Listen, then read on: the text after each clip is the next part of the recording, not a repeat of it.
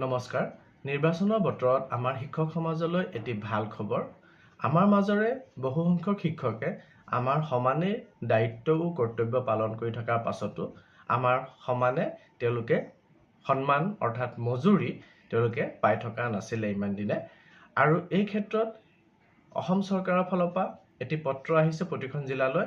আৰু তাত উল্লেখ কৰিছে যে তেনেধৰণৰ যিসকল 2017 চনত টিউটৰ হিচাপে নিযুক্তিপ্ৰাপ্ত শিক্ষক আছিলে তেওঁলোকৰ যিসকলে ইতিমধ্যে প্ৰয়োজনীয় অৰ্হতা আহৰণ কৰিব সক্ষম হৈছে তেওঁলোকক ডকুমেন্টছ ভেৰিফাই কৰি পেলাই তেওঁলোকক প্ৰপ'জেল পঠাব লাগে তেওঁলোকক টিউটৰৰ পৰা শিক্ষক পদলৈ তেওঁলোকক উন্নীতকৰণ কৰা হ'ব গতিকে এটো এটা খুবেই ভাল খবৰ সেই পত্ৰটিত কি আছে বা যোনটো ফৰমেট আমি ফিল আপ কৰিব লাগিব সেই ফৰমেটটোত আমাৰ কি আছে বা কেনেদৰে ফিল আপ কৰিব লাগিব গোটেইখিনি বস্তু মই আজি ভিডিঅ'টোত শ্বেয়াৰ কৰিম আপোনালোকে ভিডিঅ'টো হেলৈকে চাব চাই ভাল পালে লাইক এণ্ড শ্বেয়াৰ কৰিব আৰু চেনেলটো যদি এতিয়াও সাবস্ক্ৰাইব কৰা নাই কাইণ্ডলি সাবস্ক্ৰাইব কৰিব আপোনালোকে স্ক্ৰীনত অৰ্ডাৰটো দেখি আছে যোনটো অৰ্ডাৰ ডাইৰেক্টৰ অফ এলিমেণ্টাৰী এডুকেশ্যনৰ ফালৰ পৰা প্ৰতিখন জিলালৈ আহিছে আৰু অৰ্ডাৰটো সাবজেক্টতে উল্লেখ কৰিছে যে upgradation of newly provincialise tutors to teachers নতুনকৈ প্ৰাদেশিকৃত যিসকল টিউটৰ আছে তেওঁলোকক শিক্ষক পদলৈ আপগ্ৰেড কৰাৰ প্ৰপ'জেল যি পঠোৱা হৈছে সেইখনৰ সম্পৰ্কে আৰু ইয়াত উল্লেখ কৰিছে যে I am to enclose here with copy of prescribed format regarding upgradation from tutors to teachers whose services were provincialized as per Act 2017 যে ইয়াত মই এটা কপি এনক্লোজ কৰিছোঁ গাঁঠি দিয়া হৈছে প্ৰেছক্ৰাইব ফৰ্মেটৰ এটা ফৰ্মেট দি দিছে যোনটো ফৰ্মেটটো কিহৰ সম্পৰ্কে টিউটৰৰ পৰা টিচাৰলৈ আপগ্ৰেড কৰা সম্পৰ্কে যিসকলক প্ৰভিন্সিয়েলাইজ কৰা হৈছিলে 2017 চনৰ একমতে সেইসকল টিউটৰক টিচাৰ্ছলৈ আপগ্ৰেড কৰাৰ যি ফৰ্মেট আছে সেই ফৰ্মেটখন মই ইয়াৰ সৈতে গাঁঠি দিয়া হৈছে Therefore, you are requested to verify all relevant documents, supporting documents of proposed teacher. সেইসকল প্ৰস্তাৱিত শিক্ষকৰ যি ৰিলেভেণ্ট ছাপৰ্টিং ডকুমেণ্টছ আছে সেই ডকুমেণ্টছখিনি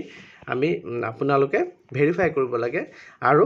যিমান সোনকালে সম্ভৱ ৰিপৰ্টটো প্ৰেছক্ৰাইব ফৰ্মেটত পঠিয়াব লাগে আৰু এইটো হৈছে ফৰ্মেটটি আপোনালোকে স্ক্ৰীনত দেখা পাই আছে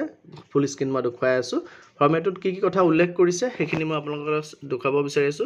আপোনালোকে যদি ডাঙৰকৈ চাই তেতিয়া দেখিব বেসিক ইনফৰমেশন প্ৰথমত দিব লাগে অৰ্থাৎ সিৰিয়েল নাম্বাৰ ডিস্ট্ৰিক্টৰ নাম ব্লকৰ নাম টিউটৰজনৰ নাম আৰু পোষ্টটো কোনখন বিদ্যালয়ৰ পৰা প্ৰভিন্সিয়েলাইজ কৰা হৈছে অৰ্থাৎ কোনখন বিদ্যালয়ত আপুনি কাম কৰিছিল যৰ পৰা আপোনাক প্ৰাদেশিকৃত কৰা হৈছে সেই বিদ্যালয়খনৰ নাম সেই বিদ্যালয়খনৰ ডাইচ কোড আৰু আপোনাৰ ডেট অফ বাৰ্থ দিব লাগিব তাৰ পিছত আছে ষ্টেটাস অফ স্কুল স্কুলৰ ষ্টেটাস কি হৈ আছে তাৰ পিছত আপোনাৰ 8 নম্বৰ পইণ্টত হেতু কথা উল্লেখ কৰিছে যে present status of school from whether post provincialised must amalgamated stand alone self base যে বৰ্তমান আপোনাৰ ষ্টেটাস কোনটো হৈছে স্কুল কোনখন স্কুলত আপুনি যোনখন স্কুলত আপুনি পোষ্ট প্ৰভিন্সিয়েলাইজ হৈছিলে সেইখন স্কুলৰ এতিয়া প্ৰেজেন্ট ষ্টেটাস কি সেইখন স্কুল মাৰ্জ হৈ গ'ল নেকি বেলেগৰ লগত একলগ হৈ গ'ল নেকি এমালগামেটেড হৈ গ'ল নেকি নে এতিয়াও আপুনি ষ্টেণ্ড এলোন সেল্ফ বেস হৈ আছে মানে আপোনাৰ স্কুলখনৰ এতিয়াও অস্তিত্ব আছে 9 নম্বৰ পইণ্টত দিছে whether propose for merger amalgamation whether proposed for merger amalgamation now এতিয়া মাৰ্জাৰ বা এমালগামেশ্যন হ'ব কাৰণে প্ৰপ'জ কৰি থোৱা আছে নেকি তাৰপিছত আপোনাৰ ডিটেইলছ দিব লাগিব এছএলসি মেট্ৰিকৰ ৰুল কিমান নাম্বাৰ কিমান ডেট অফ পাছিং কিমান আৰু বোৰ্ড অৰ্গেনাইজেশ্যন কোনখন বোৰ্ডৰ পৰা সেবা বা পাছ কৰিছে নে সিবিএসসি বা পাছ কৰিছে নে বেলেগ বোৰ্ডৰ পৰা পাছ কৰিছে সেইখিনি আপুনি ডিটেইলছ দিব লাগিব তাৰপিছত আপুনি ডিটেইলছ অফ এছএছএলসি দিব লাগিব আপোনাৰ হাই সেকেন্ডাৰী ডিটেইলছ দিব লাগিব একে ধৰণৰ roll number date of passing আৰু কোনখন বোৰ্ডৰ পৰা আপুনি হাই সেকেন্ডাৰী পাছ কৰিছিলে তাৰপিছত ডিটেইলছ অফ গ্ৰেজুৱেশ্যন আপুনি গ্ৰেজুৱেশ্যনৰ একে ধৰণৰ roll number date of passing board আৰু অৰ্গেনাইজেশ্যন আৰু তাৰ লগতে পাৰ্চেন্টেজ অফ মাৰ্কছ অবটেইন গ্ৰেজুৱেশ্যনত অৰ্থাৎ বিএ বিএসসি বিকম বা তেনে ধৰণৰ গ্ৰেজুৱেশ্যন কৰোঁতে আপুনি কিমান পাৰ্চেন্ট নম্বৰ পাই পেলাই কৰিছে হেতু ইয়াত উল্লেখ কৰিব লাগিব তাৰপিছত আছে ডিটেইলছ অফ টিইটি অৰ্থাৎ টেট পৰীক্ষাত আপোনাৰ ৰুল নম্বৰ কিমান আছিল আপুনি এলপি টেট পাছ কৰিছে নে ইউপি টেট পাছ কৰিছে ডেট অফ পাছিং কিমান তাৰিখে পাছ কৰিছে আৰু ইছুইং অথৰিটি কোনটো অথৰিটিৰ আন্ডাৰত আপুনি টেট পৰীক্ষা দিছিলে বা পাছ কৰিছিলে তাৰপিছত ডিটেইলছ অফ ডিএলএড অৰ্থাৎ ডিপ্লোমা ইন এলিমেণ্টাৰী এডুকেশ্যন আপুনি ৰোল নম্বৰ কিমান আছিলে LP ক্ষেত্ৰত লৈছে নে UP টেটত আপুনি ডিপ্ল'মা ইন এলিমেণ্টাৰী এডুকেশ্যন কৰিছে ডেট অফ পাছিং আৰু ইছুইং অথৰিটি অৰ্থাৎ DLEDটো আপুনি NIOS আণ্ডাৰত কৰিছে SIOS আণ্ডাৰত কৰিছে নে SCERT আণ্ডাৰত কৰিছে সেইটো আপোনাৰ ইয়াত উল্লেখ কৰিব লাগিব আৰু ইয়াৰ তলত district elementary education officer name আৰু ছিগনেচাৰত এই ফৰ্মেটটো সেইসকল প্ৰপ'জ টিচাৰৰ ক্ষেত্ৰত যাব ষ্টেটলৈ যিসকল প্ৰপ'জ টিচাৰে ইতিমধ্যে এইখিনি অৰ্হতা গ্ৰহণ কৰিছে অৰ্থাৎ প্ৰভিন্সিয়েলাইজড টিউটৰৰ পৰা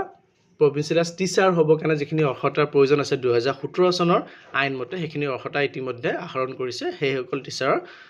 তথ্যখিনি পঠাব দিছে আৰু তেওঁলোকক অনতিপলমে অতি সোনকালে তেওঁলোকক সম্পূৰ্ণ শিক্ষক ৰূপে তেওঁলোকক প্ৰভিন্সিয়েলাইজ কৰাৰ সম্ভাৱনা আছে গতিকে ইনফৰমেশ্যনখিনি ইম্পৰ্টেণ্ট বুলি ভাবিলে কাইণ্ডলি শ্বেয়াৰ কৰিব আৰু চেনেলটো যদি এতিয়া ছাবস্ক্ৰাইব কৰা নাই কাইণ্ডলি ছাবস্ক্ৰাইব কৰিব ধন্যবাদ